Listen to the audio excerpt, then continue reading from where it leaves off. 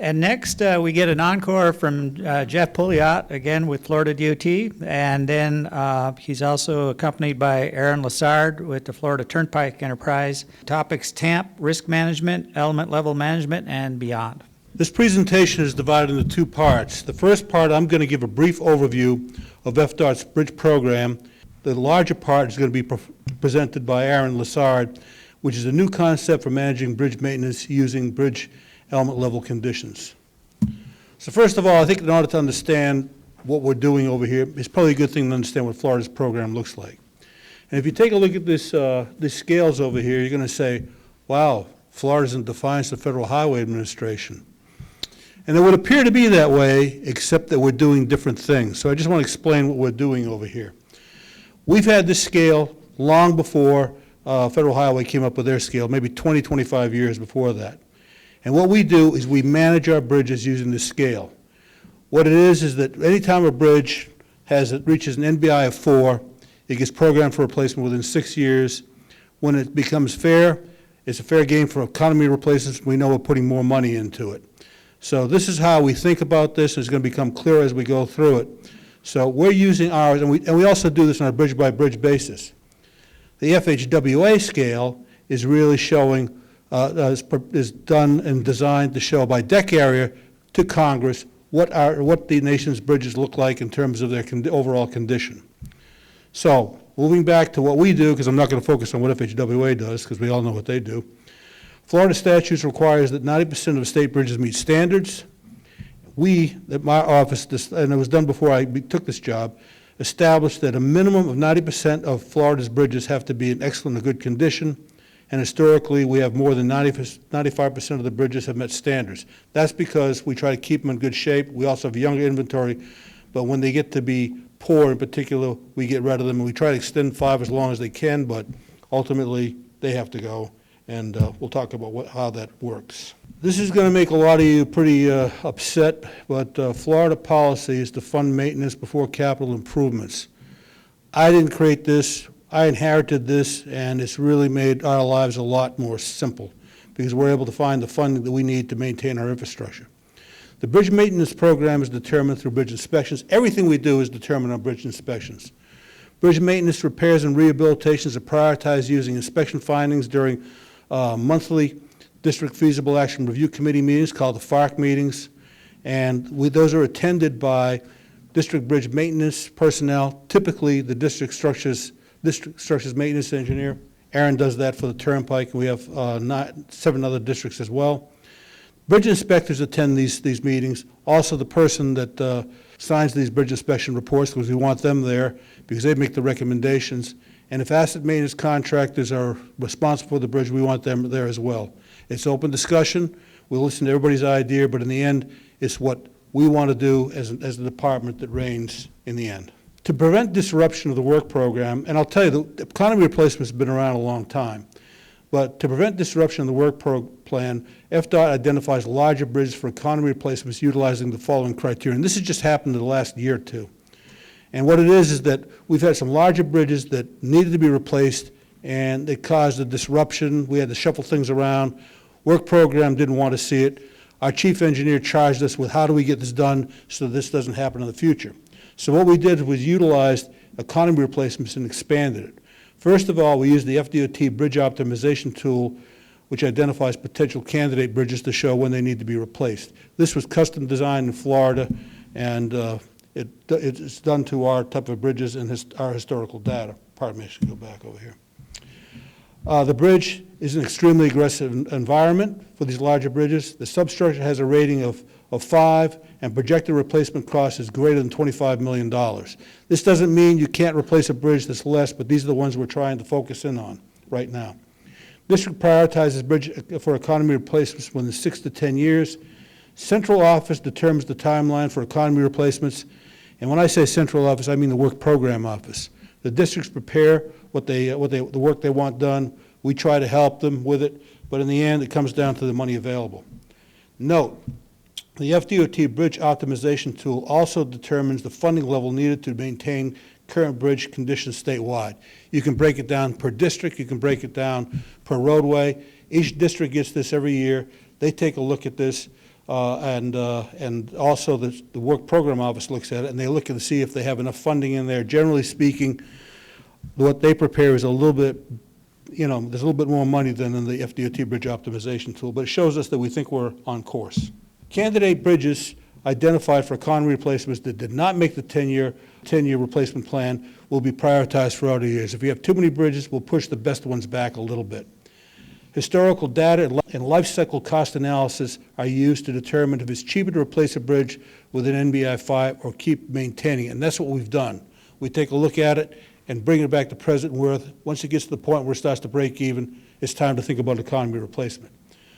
A report is prepared to justify replacing an NBI 5 bridge as an economy replacement, which considers local impacts, corrosive of the environment, life cycle cost analysis, and anything else that makes sense, so that we write that in the report so the work program can look at it and they can concur with what we're trying to do. The majority of this presentation is going to move over to Aran, and he's going to be talking about a new concept, which is using bridge element level performance to manage our infrastructure. So we've already talked about the Florida TAMP. This is going to be written into the TAMP. Actually, I've already written in the TAMP. This needs to be finalized. And we talked about the maintenance and repair program. Aran, take it away. I think you'll find this extremely interesting. As mentioned, my name is Aran Lessard. I'm with Florida's Turnpike. I'm happy to be here today to share our experiences with developing and the use of bridge element performance measures. Briefly, I'm going to talk about how we use our data to drive our bridge preservation activity. First, I'd like to show this slide. What do we see here on this slide? I know we see a bunch of pictures, but I'd like to say we also see some missed opportunities. If you look at the photo on the right, you see we see corrosion on the ends of a steel girder. Pretty good chance there's a leaking expansion joint above that location. I'm sure most of us have come across these in our time with the department. Corrosion's progressed to the point where we now have section loss and loss of capacity as the end of the girder is getting squished under the load. Not an easy fix. Pretty much have to replace that girder or retrofit it somehow. Over on the left, you see we have what appears to be the remnants of the original gusset plate there. Not a whole lot left of it. Obviously, a history of coating system failure, probably debris collection in that area, retaining moisture, promoting corrosion over time. Not a whole lot you can do, but probably have to replace that steel gusset plate now, and probably some of those connecting members as well. In the middle, what we're looking at is the failure of a concrete panel slope protection system. Past experience has shown that when our seals go, we can get water intrusion and erosion underneath those panels, and that whole system can come apart pretty quickly. So really the only option is complete reconstruction. So these are all, good examples of missed opportunities, instances where somewhat relatively minor, low-cost actions probably could have been done at some point in time or often enough over time, whether it's resealing, expansion joint maintenance, spot painting, things of that nature, debris cleaning, that if we do it often enough and consistently enough over time, really helps to avoid some of these larger big-ticket items that we're left to contend with now. If anything that we learn in this line of work is that timing is everything. We can have the best of intentions, but if our actions are not properly timed or not frequent enough, the benefits are significantly diminished. So how do we improve upon this area? It's a good question. One thing we're doing on our end is we're developing performance measures to help us remain focused on making sure that we do those right things at the right time. 2 years ago, I spoke at the National Bridge Preservation Conference about our efforts to research and develop these performance measures. I wasn't going to go too much in the R&D phase today, but I was going to talk more about our efforts to implement these performance measures and what we've learned since then. But if you're interested in learning more about how those were developed, simply go to the TSP2 website, go to the video library, and under the asset management category, just look for the presentation on performance-based preservation. I think it takes you to YouTube or something. First, just a few key points from that first presentation. I like to show this graph. Most of us in this type of field and of asset management recognize this graph as the sawtooth graph. Simply just a plot of condition versus time for any long-term asset, like a bridge. And our goal is always to really stay on that top green sawtooth curve that you see, continually doing those things over time that hopefully make a difference and help us remain in an overall good state of repairs. So the primary strategy for these performance measures is really to ensure that we remain focused on maintaining functionality for those systems that are more protective in nature for our bridges. We know if we do this consistently and effectively over time, we stand a pretty good chance of preserving those core underlying structural components throughout the entire life cycle of the bridge. When I say protective systems, generally we're talking about things like our expansion joint systems and our seals. Help keep our water and debris up on top of the deck. Coating systems, they protect our structural steel from corrosion, degradation. Slope protection protects our substructure components from erosion, potential instability. Even the bridge deck, kind of like the roof of our house. You know, if the roof leaks, pretty good chance we got issues down below somehow, some way. Are there others? Absolutely. This is just a short list of commonly recognized protective systems for bridges. In that previous talk, I talked about our efforts to use our bridge inspection data to drive bridge preservation performance, which is true. And as we all know, we typically inspect bridges once every 2 years, and we're refreshing the data and generating lots of detailed data. We're assigning condition state ratings to each unit of every element that comprises our bridge structure. We're reporting on quantities of what we call commonly occurring defects, which are unique to those elements. And we also spend a fair amount of time evaluating the effectiveness of any past repairs that have been conducted since the last inspection. So as you can imagine, there's lots of detailed data that's generated through this process. We're simply leveraging the value of that data to become informed on how we're doing as it relates to maintaining functionality for those protective systems. When we set about establishing that performance criteria, I guess I would say that we had really 3 main focus areas that we keyed in on. We said, number one, they're condition-based, meaning that if they're based on our condition data, they're condition-based by definition. But also, we should strive to have good conditions in our bridge components. Number 2, we said we like them to be outcome-driven, meaning that we'd like to have the opportunity to influence the reporting outcomes through work activities that are available to us. And these have been designed for use with maintenance and repair type activity. So you shouldn't have to go and replace your bridge just to make good on your bridge preservation goals. And the last one, probably the most important, provides value for you over the long term. Has to support our long-term bridge preservation objectives. When we took a look at the format and structure of our condition data, we realized it was probably a good idea to come up with a standardized format for each of these performance measures. And for us, that includes 2 main parts. First part being condition state criteria. We're looking to ensure that we have at least a certain amount of good quantity, generally condition states 1 and 2, for those that might be familiar with the element level reporting process, in support of overall functionality for a particular component. Whereas the second part, that defect criteria, we're taking steps to minimize the occurrence of what we call undesirable defect scenarios. Those defect conditions that really have an knack for leading to elevated rates of deterioration in our base components and or could lead to problems elsewhere on the bridge. So what you're looking at in the 2 boxed areas here is the example of for the performance measure for our reinforced concrete deck elements. We're saying that we'd like to see at least 95% of our deck area in either condition states 1 or 2, with less than 1% of the area including either significant cracking and or exposed rebar.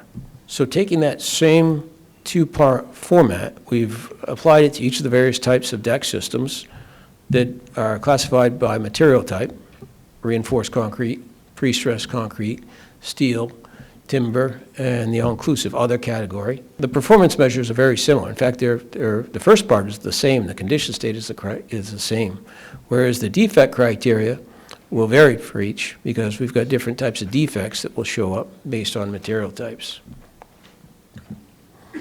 We also, using the same 2-part format, we also established 2 on our expansion joint systems, 1 on our steel protective coating systems, as well as 1 on our concrete slope protection systems, which are pretty common to our bridges in Florida. The top one on the expansion joints is really applicable for steel bridges only, meaning that we most likely have steel components below those joints that are more vulnerable to corrosion over the long term. So this performance measure is intended to limit the occurrence of leakage as much as possible through that expansion joint. Whereas the second one is applicable to all bridge types, whether it's steel, concrete, or any other bridge type. And it's intended to discourage larger breakdown in our joint system, so the tolerances are a little bit wider. The one on the steel protective coating systems is focused on ensuring functionality more than anything else, ensuring that we have a uniform and effective level of protection for that underlying steel. And the one on the concrete slope protection systems is intended to ensure the integrity of the system and minimize the occurrence of those types of defects that really make the system come apart quickly, like seal damage and things of that nature. So again, all these follow that same two-part format to ensure a certain level of functionality and reliability in these types of protective systems over time. So in our previous presentation, I mentioned also how we had developed a reporting tool we call the Bridge Performance Report tool. We use it pretty extensively now. It gives us the opportunity to report on these types of metrics for select groups of bridges by interacting with the data in our bridge inspection database. Basically what it is that we, as we all know, we classify our bridge groups in our inventories, and we can query the data pretty quickly to come up with the data to support the reporting on these metrics with this tool. But often we have bridge groups that are tied to performance-based contracts, or bridge groups that are tied to interstate corridors, or maybe it's an entire district, or maybe just a maintenance yard. But however big or small that bridge group is defined. But this tool gives us the ability to report on the metrics that I just mentioned right in the middle of the screen. You see we're reporting on those two parts for each of those bridge element performance measures. We've got the condition state criteria on the left and the defect criteria on the right. And anything that's not meeting expectations at that point in time is going to show up as bold and red to draw our attention to it. We also share some additional details about the bridge group of interest, whether it's distribution by age, material types, type of structure, general condition ratings, things of that nature. A little bit on implementation. Florida's turnpike system, where we're using these right now, is it's more than just one road. It's actually a collection of roadways throughout the entire state. And we're actually our own operational district within the DOT in Florida. We're in District 8. To give you a sense of how we're organized for maintenance, we're split up into 5 geographical maintenance zones, like you see here. And we have access to contracting mechanisms within each of these maintenance zones to pursue and achieve our maintenance and repair activity for our bridge inventory. So in our southernmost zone, Zone 1, we have a collection of what we call push-button type contracts. It's, I guess the more technical term is work order-driven regional repair contracts. Contracts that are set up to provide a certain type of repair activity, whether it's, expansion joint maintenance or spot painting or steel repair, things of that nature, on demand. So not like we have to go through a separate procurement to access these contracts. And we pay for the work as it's based on the quantities of the repair items that are used. Whereas in each of the other zones, 2 through 5, we have access to a large performance-based contract that we call an asset maintenance contract in Florida. It's as mentioned, it's a performance-based contract that's where the contractor will bid the project and obviously supply a technical proposal on how he's going to carry out the work and meet those performance requirements for operating and maintaining that roadway system. But he's obligated to respond to the need for maintenance and repair activities should it arise during the term of his contract. So as you can imagine, there's a little bit of risk sharing there between the department and the contractor. Nonetheless, we were able to achieve all of our maintenance and most of our maintenance and repair activity through these contract mechanisms, and they're extremely valuable to us. A little over 700 bridges total on our system. That number is actually a little bit old. It's up to, I think we're up to 733 now. But it seems like it's always rising these days. A lot of development work happened in Florida for sure. All right, on reporting, we use that Bridge Performance Report tool pretty extensively. I publish the data at least once a month using that tool, generally around the first of the month. So I just published the data yesterday. I distribute the data to all of our regional managers and contracting partners, to executive leadership, to make sure that everyone's got the latest news based on the data as it's being updated through ongoing inspection activity. Gives us the ability to track trends in each of these areas, make sure that we have the right program resources in place. And we've also got the ability to track and report on information on a bridge-by-bridge basis. And that tool has a lot of capabilities. Those performance measures, I guess the best thing is they really keep everyone focused on those items of interest, those protective systems. A little bit about those asset maintenance contracts, because we do get some questions on these from time to time. Within each of the scopes of these contracts, we outline the expectations related to the two parts for each of those performance measures, condition state criteria and defect criteria. We talk about how performance is reported as it relates to establishing and identifying contractor performance. So generally what we do is we snapshot the data once every 2 years at a prescribed date within the inspection cycle, and we publish it. And that becomes the indicator of how well the contractor is performing. If we're meeting our targets, performance is good. If we're under those targets, well, there's the opportunity to assess monetary deductions. And if there's prolonged periods of underperformance, those deductions can escalate over time. So it can get pretty expensive if he falls too far below. Then on workforce response, having rolled the system out, once we talk about this with the folks and they understand what we're talking about, most will understand the need to have a systematic approach to meeting good conditions, to maintaining good conditions, because you have to do it everywhere. You can't just pick and choose which bridges you work on. We report on conditions everywhere, wherever these components exist in our inventory through the inspection reporting process. So, which means that you probably have to do this work continually over time, review and respond to the need for repair if you're going to be successful. And most will choose to do that as incidental to other ongoing work that may be occurring in the field in an effort to promote efficiency. For example, if we're doing line striping work, let's take a look at the joints on that bridge too. Are they leaking? Is there debris collection that would impair movement? We're doing vegetation management. Let's take a look at the quadrants on that slope protection system. Are there signs of settlement? Do we need to reseal it? It's basically just a form of getting more eyes on the goal and responding to the needs continuously over time. All become very aware they need to be aware of inspection schedules, because that in itself becomes the indicator of performance. If conditions are reported in good condition for a particular element, we're probably doing a good job maintaining those elements. Whereas if they're not, we may not be doing so well. Looking forward, we've also taken steps to develop GIS-based systems for reporting on the data as well. Anything that makes it through the inspection process, we've developed that Bridge Performance Report tool now has the ability to create the KMZ files. And for those that aren't aware, KMZ is just a file type that's usable on Google Earth. So it makes it really easy for coordinating with our field crews who might have Google Earth on their phones or tablets. So it makes it really easy to kind of keep up with the data as it's rolling in and respond to it more quicker.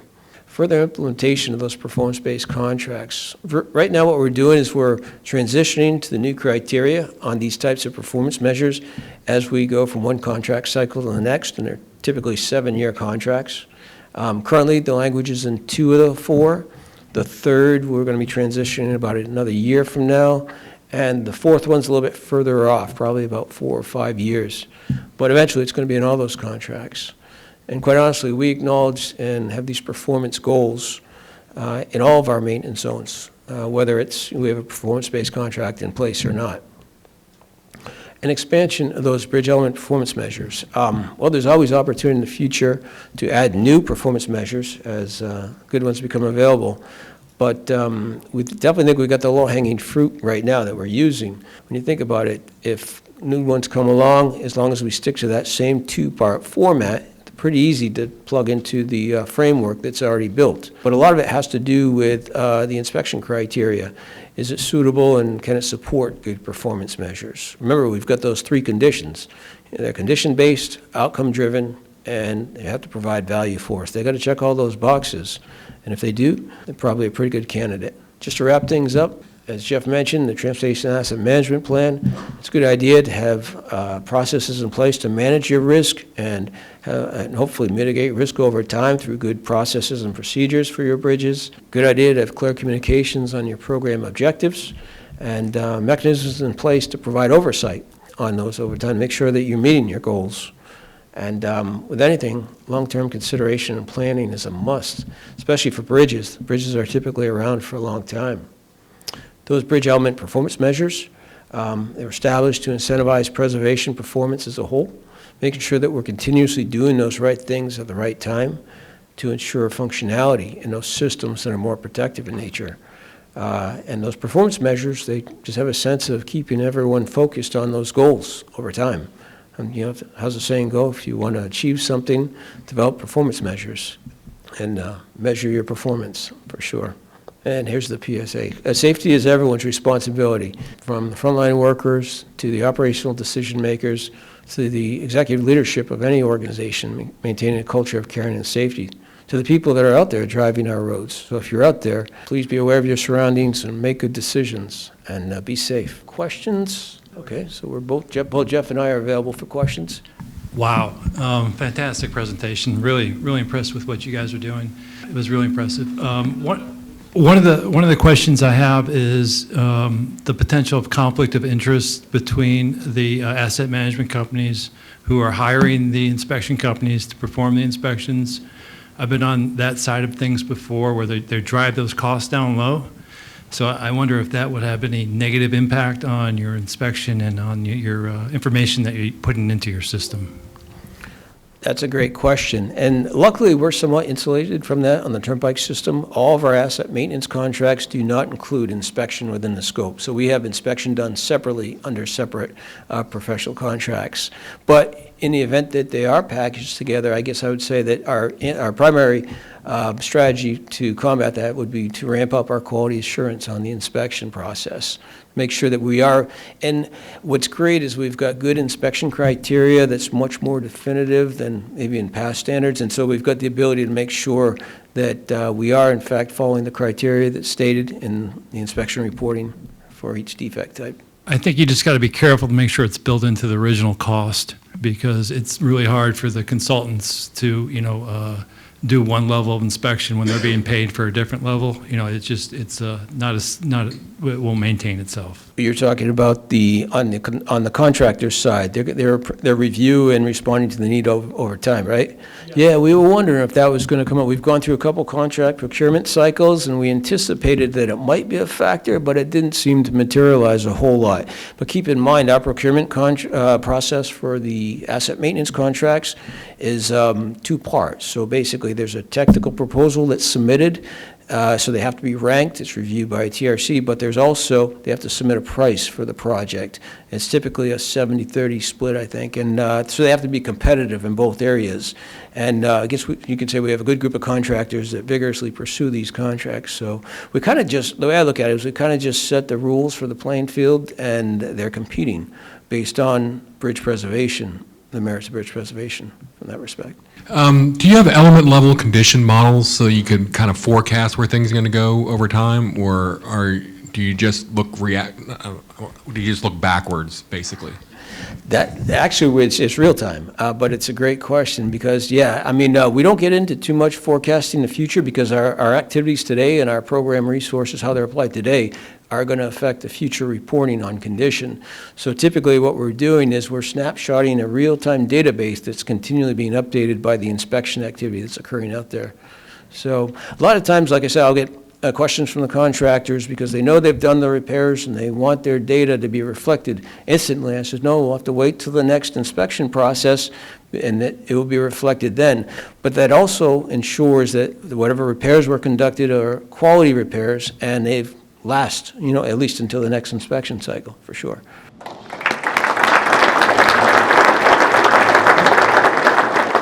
The preceding was produced by the National Center for Pavement Preservation.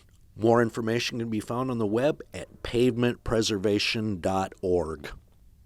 Additional support provided by Michigan State University.